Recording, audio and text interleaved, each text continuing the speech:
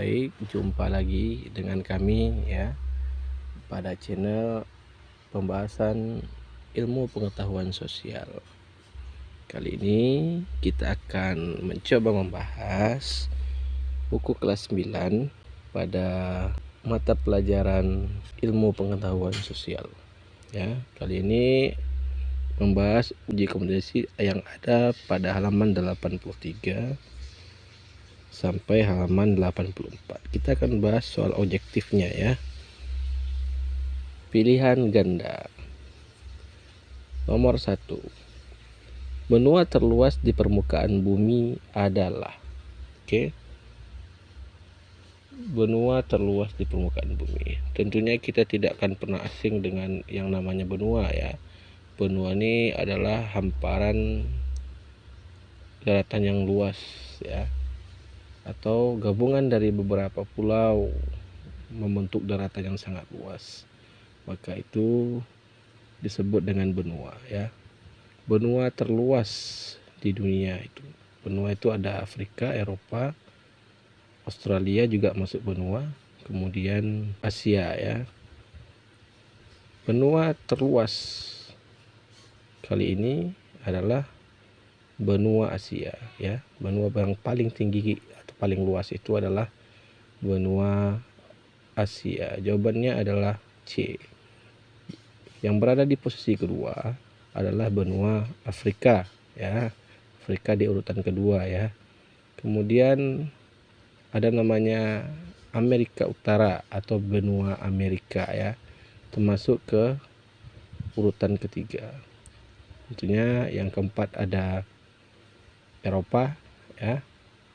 Kemudian yang paling kecil itu adalah Australia. Baik, kita masuk ke soal kedua. Benua Asia dan Eropa sebenarnya masih satu daratan, namun kemudian masing-masing dianggap sebagai sebuah benua. Alasan Eropa dan Asia dianggap sebagai benua yang berbeda adalah, yang A itu perbedaan bentuk muka bumi, yang B perbedaan iklim, yang C perbedaan budaya, yang D perbedaan flora dan fauna. Untuk perbedaan bentuk muka bumi, yang namanya sebuah tempat tentu tetap akan ada gunung, tetap akan ada sungai dan danau. Hanya berbeda saja view ya atau penampakannya ya.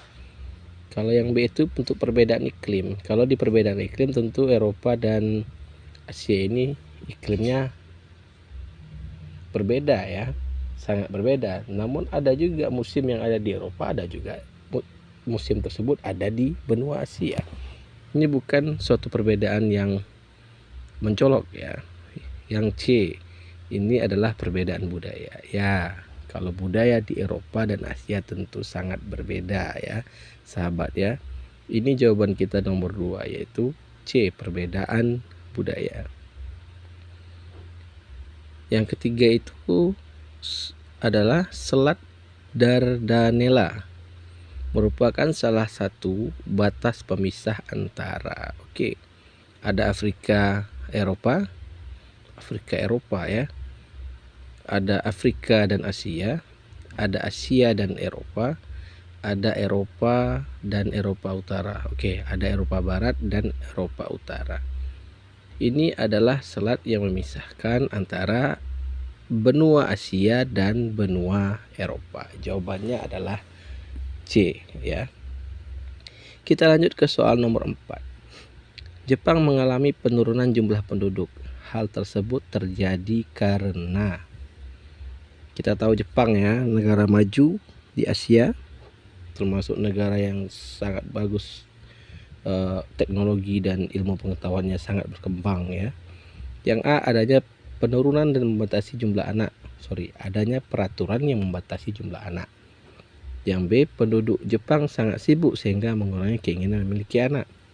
Yang C, penduduk Jepang memiliki tingkat kesuburan yang rendah. Yang D, penduduk Jepang sering melakukan aborsi. Aborsi ini semacam pengguguran janin ya. Itu bahasa Indonesianya itu adalah menggugurkan janin ya, melahirkan sebelum waktunya. Apakah jawabannya kira-kira? Kita paling tahu budaya orang Jepang sendiri ya. Kita pahami, kita baca beberapa artikel bahwa orang Jepang ini adalah pekerja yang sangat ulet. Mereka punya tuntutan biaya hidup yang tinggi. Ada rasa takut untuk memiliki keluarga dan punya anak. Maka yang terbilang cepat adalah penduduk Jepang sangat sibuk sehingga mengurangi keinginan memiliki anak, bahkan untuk menikah. Ya sahabat ya, jawabannya adalah B. Nomor 5, pohon ek dan oak banyak dijumpai dan tumbuh dengan baik di negara. Ini adalah tanaman khusus di negara Inggris ya sahabat ya. Yang nomor 5 itu jawabannya adalah Inggris. Nomor 6, keberadaan gurun di Australia terjadi karena yang A, Australia merupakan benua berusia tua. B, Australia merupakan pusat tekanan udara rendah saat angin muson. Yang C, Australia terletak pada wilayah turunnya massa udara. Yang D, Australia dikelilingi lautan yang harusnya hangat. Banyak alasan sebenarnya kenapa keberadaan gunung Australia itu terjadi ya. Salah satunya adalah iklimnya yang sangat panas ya. Di sini kita akan mengambil jawaban yang membuat dia panas itu adalah dikelilingi oleh lautan yang harusnya hangat. Itu adalah D ya. Kita lanjut ke soal nomor 7. Penduduk Mesir lebih banyak tinggal di sepanjang sungai Nil dan delta atau muaranya. Alasan dari sebaran penduduk tersebut adalah ya, yang namanya kita belajar itu tentu kita tahu yang orang akan mencari tempat di mana ada sumber air ya. Yang paling gampang karena Mesir banyak gurunnya ya. Masih termasuk seperti negara-negara Arab lainnya, Mesir itu banyak gurun pasirnya. Kita lihat A, akses ke laut lebih mudah. B, bagian pedalaman Mesir tidak aman. C, bagian pedalaman Mesir sering dilanda banjir dari gurun. D, curah hujan dan kesuburan lebih tinggi dibandingkan daerah lainnya. Itu jawaban yang cocok itu adalah D ya. Di daerah sana itu curah hujan dan kesuburannya sangat tinggi dibandingkan dengan daerah lainnya. Kita masuk ke soal nomor 8. Lokasi berikut berada di Australia dan berada pada zona iklim sedang. Lokasi tersebut adalah ada yang namanya zona iklim sedang atau tidak terlalu panas ya, yaitu adalah Adelaide ya. Jawaban nomor 8 ini adalah C, Adelaide. Kita masuk ke soal 9 ya. Di antara benua yang ada di bumi, angka kelahiran terendah terdapat di ini angka kelahiran terendahnya itu ya ada di C, Eropa ya sahabat ya. Benua Eropa ini memiliki penduduk yang tidak terlalu banyak ya jika dibandingkan dengan Asia dan Afrika ya. Kita masuk ke soal ke-10. Benua yang pertambahan penduduknya lebih banyak dari imigrasi atau migrasi masuk adalah, kita kenal itu ya, ada imigran itu ya, itu biasanya banyak di benua Amerika. Oke sahabat, itu adalah 10 soal pilihan ganda ya sahabat ya. Nanti kita akan lanjutkan lagi pada part berikutnya. Sampai jumpa lagi. Oke sahabat, sekarang kita masuk ke soal esai. Ada 5 ya, masih di uji kompetensi halaman 84 untuk kelas 9 ilmu pengetahuan sosial.